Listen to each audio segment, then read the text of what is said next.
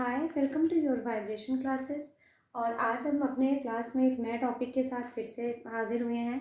हमारा जो आज का टॉपिक है वो है मानव अस्थि संस्थान तथा संधियाँ। आप जो पढ़ रहे हैं ये क्लास 10th की होम साइंस है। और ये जो टॉपिक है ये लास्ट चैप्टर का है ना, मतलब जो आपके लास्ट वाली जो यूनिट है उसका टॉपिक ये आपका क्या है, ये है जिसमें क्या है, मानव अस्थियों के बारे में बताया गया है कि क्यों हमारे शरीर में जो ये अस्थियां हैं इनका क्या काम है। उसके साथ ही साथ जो संधियां पाई जाती हैं, जो कौन कौन सी संधि कहाँ कहाँ पे पाई जाती हैं, उनका क्या नाम है, इसके बारे में दिया गया है।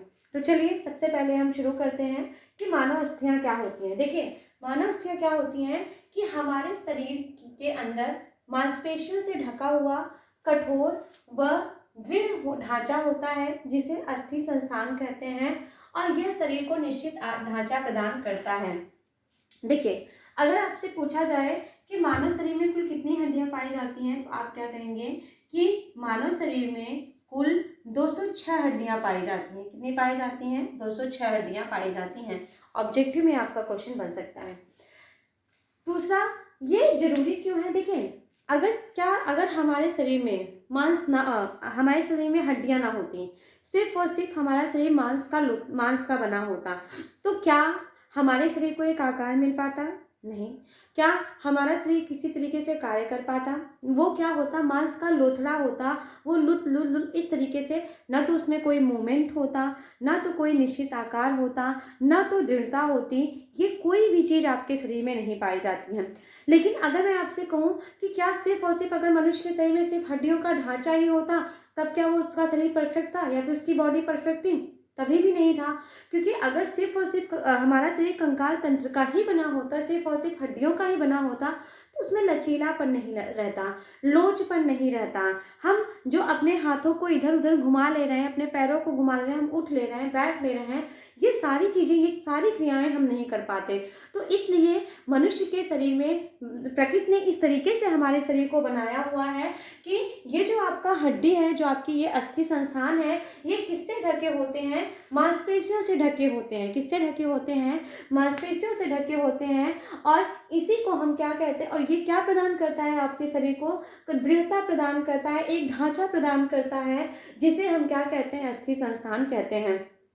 आपकी परीक्षा में आपसे पूछता है कि अस्थि संस्थान का कार्य क्या क्या होता है या फिर इसका महत्व क्या क्या होता है।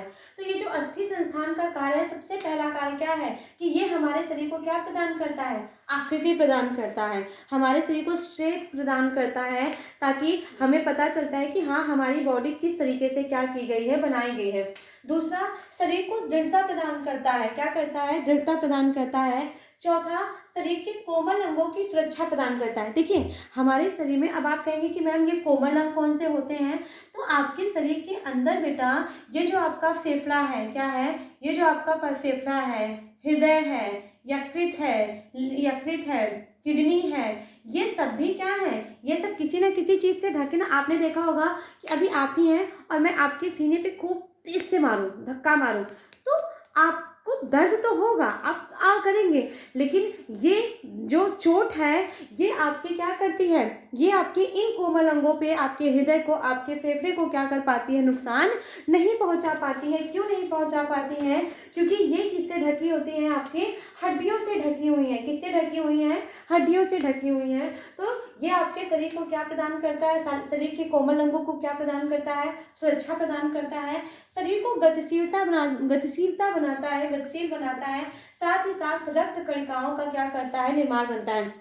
हमारे शरीर में जो आरबीसी पाई जाती है, पाई जाती है? आरबीसी पाई जाती है, जिसको अगर हम कहें, इसका फुल फॉर्म क्या होगा, तो रेड ब्लड सेल्स क्या होता है?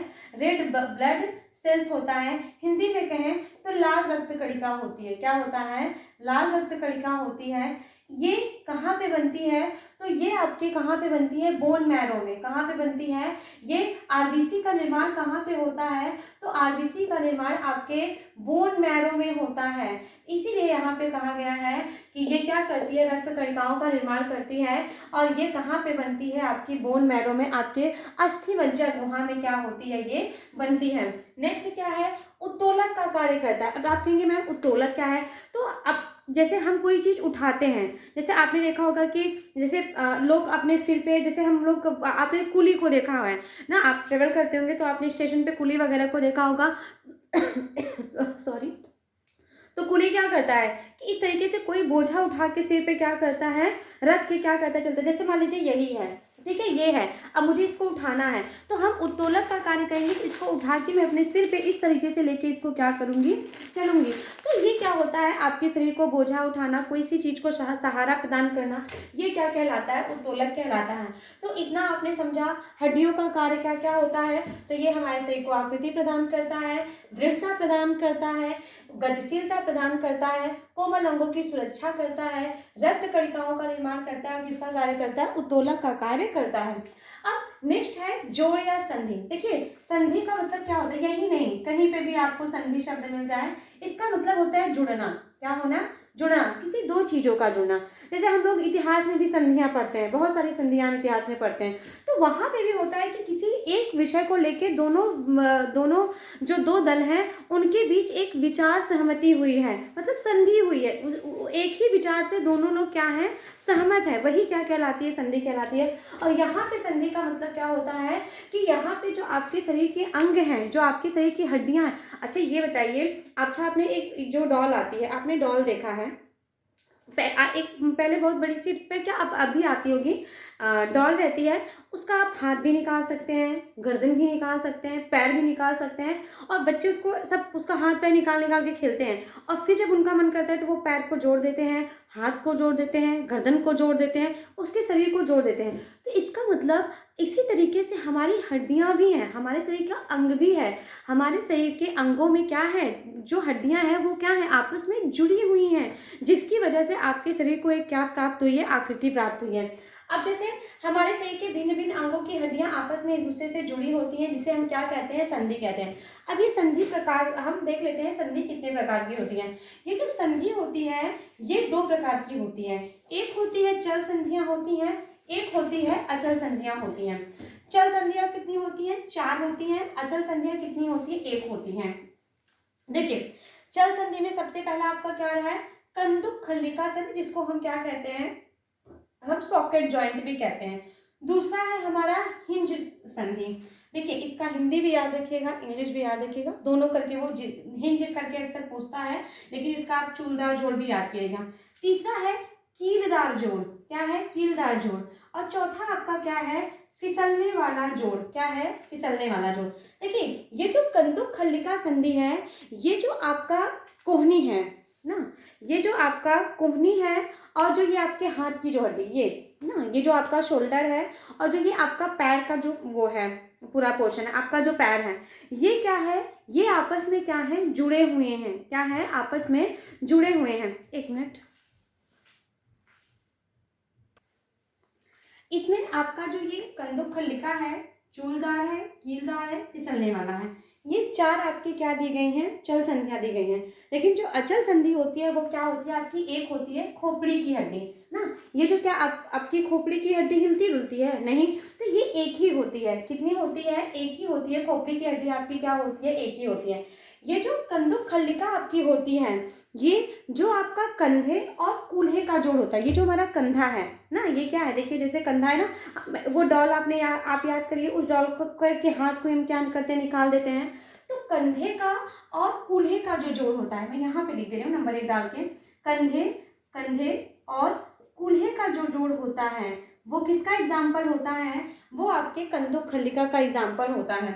वहीं पे अगर हम चूलदार जोड़ की बात करें, हिंज की बात करें, तो ये जो हिंज होता है, ये जो आपकी कोहनी होती है, जो घुटना होता है ना, कोहनी, ये जो कोहनी होती है, जो घुटना होता है, और जो उंगलियां होती हैं उसका उदाहरण है, किसका, कोहनी, घुटना और उंगलियां, इसके कौन से उदाहरण हैं, आपके हिंज संधि। एक तरीके से आप कह सकते हैं कि जो कंदुक खल्लिका होती है, ये आपके जो बड़े ऑर्गन होते हैं, जो आपके जो आपका शरीर का बड़ा आकार होता है, उसको क्या करता है, जोड़ने का कार्य करता है। तीसरा है आपका कीलदार जोड़। ये जो आपका कीलदार जोड़ होता है, ये क्या होता है, जैसे आपने देखा होगा ना कि कील, हम लोग घरों में जब हमको कोई चीज़ वो करना रहता है, टांगना रहता है तो हम उस पर कील ठोकते हैं ना। तो उसी तरीके से ये जो आपका रीढ़ रज्जु होती है, क्या होती है, ये जो आपकी रीढ़ रज्जु होती है, इसका जो है पहला और दूसरा जो कशेरुक जोड़ होता है वो इसका क्या उदाहरण है। रीढ़ रज्जु का क्या है, रीढ़ रज्जु का पहला और दूसरा क्या है, पहला और दूसरा जो कशेरुक दंड है वो किसका उदाहरण है, वो आपका किसका उदाहरण है, कीलदार जोड़ का। तीसरा है फिसलने वाला जोड़। देखिए फिसलने वाला जोड़ आपका क्या होता है, जैसे ये जो हथेली है, ये जो आपकी कलाई होती है, ये जो आपकी हथेली होती है, देखिए आपने देखा होगा कि जब हम लोग साथ में रहते हैं, जैसे आप दो फ्रेंड हैं, आप हाथ पकड़ के चल रहे हैं, एक दूसरे को खींच रहा है एक दूसरे, तो अचानक से हमारा हाथ क्या हो जाता है, फिसल जाता है, क्या होता है उसके हाथ से क्या, तो ये जो आपका पाम होता है ना, ये और आपकी जो कलाई होती है, ये किसका उदाहरण होते हैं, ये फिसलने वाले जोड़ के होते हैं। किसके होते हैं, फिसलने वाले जोड़ के होते हैं। तो फिसलने वाले जोड़ के आपके क्या क्या होते हैं, कलाई की हड्डियां और कलाई की हड्डियां होती हैं, और क्या आपकी होती है, आपकी जो है कलाई होती है, कलाई होती है, और ये जो आपका पाम होता है, ये आपके किसके उदाहरण होते हैं, तो ये आपके फिसलने वाले जोड़ के उदाहरण होते हैं। यहाँ तक आपने समझ लिया। अचल संधि में आपको एक ही याद करनी है कि आपकी जो खोपड़ी की हड्डी होती है वो पाई जाती है। अब नेक्स्ट मैं आपको ये टॉपिक बताऊंगी कि मानव शरीर में अस्थियों की कुल संख्या कितनी होती है। देखिए ये टॉपिक एक, ये आपका जहाँ तक है बहुविकल्पी में ये क्वेश्चन आपके आते हैं, ठीक है। आपसे ऐसे पूछ लिया जाता है, जैसे सिर है, तो सिर में कुल कितनी हड्डियां आपकी होती हैं, आपके 29 हड्डियां होती हैं। कितनी हड्डियां आप में होती हैं, 29 होती हैं। 8 आपके चेहरे में कपाल पे होती है, 14 आपके चेहरे में, 6 कान में और एक आपका हॉयड, ये वाली जो आपकी हड्डी होती है, ये जिसको ब्यूटी बोन भी कहा जाता है, ये आपकी क्या होती है, हॉयड होती है।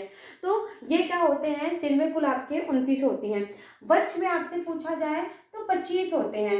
एक क्या होती है, 24 तो आपकी पसलियां होती है, मतलब 12 आपके दाहिने 12 आपके बाएं तरफ होती हैं, और एक उरोस्थी होती है जो उन दोनों को जोड़ने का कार्य करती है। मतलब वो बीच में इस तरीके से मान लीजिए कोई है और इस तरीके से हड्डियां उसके चारों तक, ये 12 इधर जुड़ी हैं, ये 12 इधर है, 12 24 हो गया, और ये बीच में क्या है, यही हड्डी इन दोनों को क्या किए हुए है, जोड़े हैं, जिसको हम क्या कहते हैं, उरोस्थी कहते हैं। नेक्स्ट है आपका कमर की हड्डी। तो कमर या फिर हम इसको रीढ़ भी कह सकते हैं। इसमें 7 गर्दन की कशेरुका में होती हैं, 12 वक्ष की कशेरुका में होती हैं, 5 कटी की कशेरुका होती है, एक सैक्रम्स होता है और एक क्या होता है, कॉसिक्स होता है। तो ये आपके क्या है, आपके शरीर में कुल हड्डियों की संख्या है, जो कि इन्हीं से आपका शरीर क्या हुआ है, मिलके बना हुआ है।